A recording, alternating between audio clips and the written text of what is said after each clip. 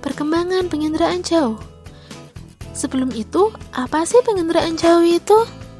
Menurut para ahli, seperti yang dikemukakan oleh Lillis dan Kiefer tahun 90, penginderaan jauh adalah ilmu dan seni untuk memperoleh informasi tentang suatu objek, daerah, atau fenomena melalui analisis data yang diperoleh dengan suatu alat tanpa kontak langsung dengan objek, daerah, atau fenomena yang dikaji. Kemudian, menurut Lindgren tahun 85 dalam Sutanto tahun 87, mengungkapkan bahwa penginderaan jauh adalah berbagai teknik yang dikembangkan untuk perolehan dan analisis informasi tentang bumi. Informasi ini khusus berbentuk radiasi elektromagnetik yang dipantulkan atau dipancarkan dari permukaan bumi. Secara singkatnya, penginderaan jauh itu sebenarnya merupakan teknik untuk mengambil objek di permukaan bumi dari udara dengan bantuan sensor. Di negara-negara lain, penginderaan jauh memiliki istilahnya tersendiri loh. Seperti di Rusia, Inggris, Prancis, Jerman, Portugis, Spanyol, dan di Indonesia sendiri penginderaan jauh sering disingkat PC atau Indraja. Sebelum Indraja populer, peradaban masih mengenal foto udara. Banyak sekali penemuan-penemuan yang mengarah pada pengambilan foto udara, yakni perkembangan kamera dengan ditemukannya teknologi kamera obskura sekitar lebih dari 2300 tahun yang lalu. Kemudian, pada abad 13 hingga 19, terdapat penemuan lensa melalui penggunaan teleskop yang dilakukan oleh banyak sekali ilmuwan seperti Galilei, Leonardo da Vinci, Levi Ben Gershon, Roger Bacon, Daniel Barbera.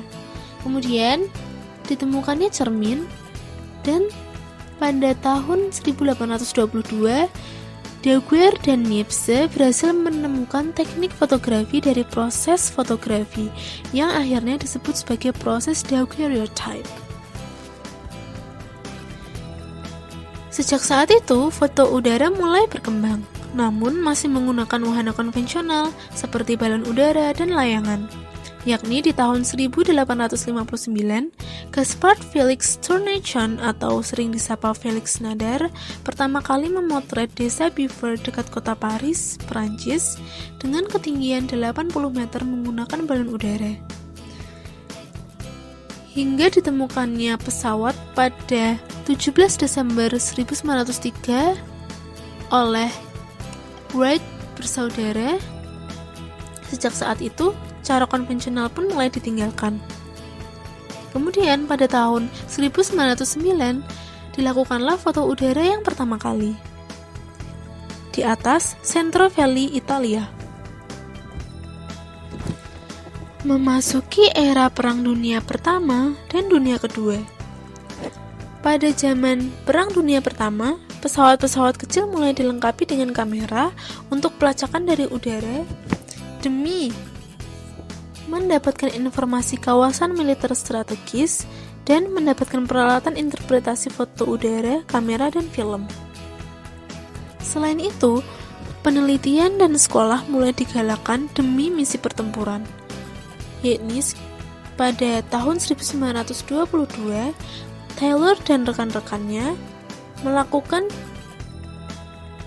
deteksi kapal dan pesawat udara di Naval Research Laboratory, USA. Kemudian, pada 5 Januari 1942, Angkatan Laut Amerika mendirikan Sekolah Interpretasi Foto Udara atau istilahnya adalah Naval Photographic Interpretation School. Sejak didirikan sekolah dan penelitian-penelitian, pada Perang Dunia Kedua, kebutuhan sensor dan radar mulai berkembang.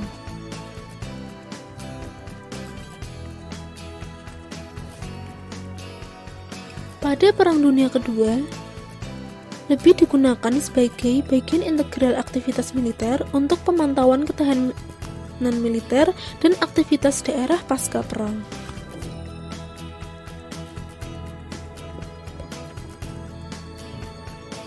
Karena tujuan itulah AS, Inggris, dan Jerman mulai mengembangkan penginderaan jauh dengan gelombang inframerah.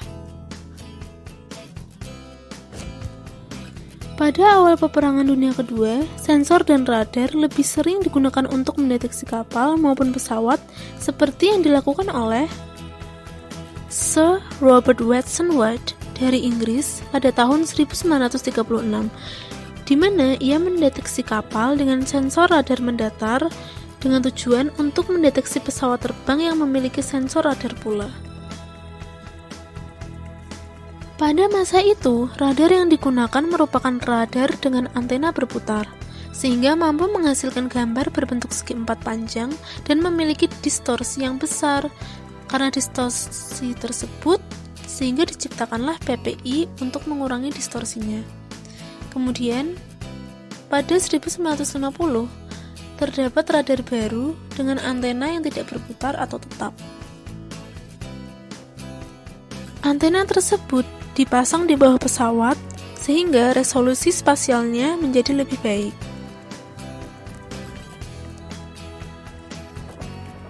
Selain digunakan untuk keperluan perang tadi, pada tahun 1950-an juga digunakan untuk mendeteksi penyakit dan jenis tanaman dengan menggunakan sensor atau radar. Sehingga menghasilkan foto udara inframerah. Sesudah tahun 1960, teknologi mulai berkembang sangat pesat. Salah satunya yaitu teknologi citra satelit, di mana pada 1960 mulai dilakukan perekaman bumi oleh satelit meteorologi yang disebut dengan TIROS. Dengan kepanjangan Television and Infrared Observation Satellite. Pada 1970, satelit ini didukung oleh ESA, lalu diganti dengan NOAA. Setelahnya, lebih dari 40 satelit dilakukan perbaikan kemampuan oleh NASA, yakni di bagian sensornya, sehingga menghasilkan satelit ITOS, yakni Improved Terrestrial Operational System. Kemudian mulai bermunculan satelit-satelit yang lain, seperti Landsat Satellite yang diluncurkan pada 23 Juli 1972. Setelah itu, dikeluarkan satelit Spot 1 asal Prancis pada 1986. Selanjutnya, satelit baja radar sumber daya bumi seperti SIR-A atau Shuttle Imaging Radar A yang diluncurkan pada 12 November 1981. Kemudian, Rusia Cosmos 1870 juga mengeluarkan satelit SAR yang beroperasi 2 tahun untuk pengumpulan data daratan dan lautan pada 1987. Setelah itu, pada 31 Maret 1991 diluncurkan satelit Almaz 1 yang fungsi awalnya untuk memantau kondisi cuaca. Kemudian fungsi berikutnya untuk mengindra bumi yang beroperasi 18 bulan. Setelah itu pada 1991 pihak konsorsium Eropa atau ESA European Space Agency mengeluarkan Earth-1 satellite. Setelah itu dari Kanada mengeluarkan RadarSat atau radar satellite, dan dari daerah benua Asia sendiri seperti Jepang dan India juga mengeluarkan satelit yang dinamakan dengan JARS-1 atau Japan Earth Resources Satellite pada 11 Februari 1992. Kemudian dari India ada IRS Indiana Resources Satellite. Mulai bermunculanlah satelit dengan resolusi tinggi yang dikeluarkan oleh Amerika, yakni satelit intelijen Amerika dengan resolusi order 10 cm disebut sebagai Citra KH-12. Citra ini bisa mengambil gambar malam hari dengan gelombang inframerah untuk deteksi kamuflase, yakni mampu melihat serdadu berhelm. Kemudian Rusia mengeluarkan satelit KVR-1000 atau satelit Yantar Kometa. Kemudian Prancis mengeluarkan satelit Helios 2A, Israel mengeluarkan satelit Ovek 2. Setelah itu Amerika Serikat mengeluarkan mengeluarkan satelit kembali, yakni satelit sipil dengan resolusi tinggi, yakni OpView, Orbital Science Corporation, kemudian Space Imaging Satellite atau Lockheed, kemudian satelit QuickBird atau disebut juga sebagai satelit penerus. Satelit-satelit ini memiliki resolusi 1 meter dengan mode pankromatik dan 4 meter dengan mode multispektral.